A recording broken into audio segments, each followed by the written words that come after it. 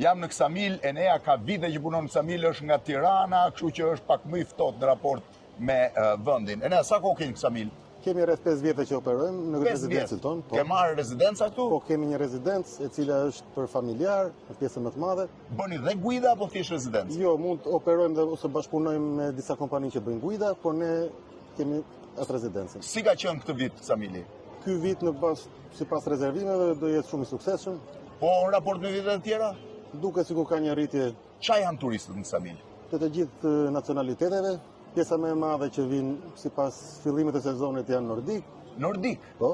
Po italianët? Italianët janë në periudhën e gushit, të cilët gati na pushtojnë. Po ka më plazhe se unë po shoh që plazhi është i stërmbushur. Ka, pasi janë hapur plazhet e reja dhe ato pjesa më e madhe e turistave janë aventurierë që shkojnë kërkojnë, duan të zbulojnë. Po vinë me rezervim apo pa rezervim? Vinë me rezervim e pa rezervim. Dhe pa rezervim, trokasin derdhë dhëna ke dhënë. Edhe tuajt apo shqiptar? Po shqiptar ka?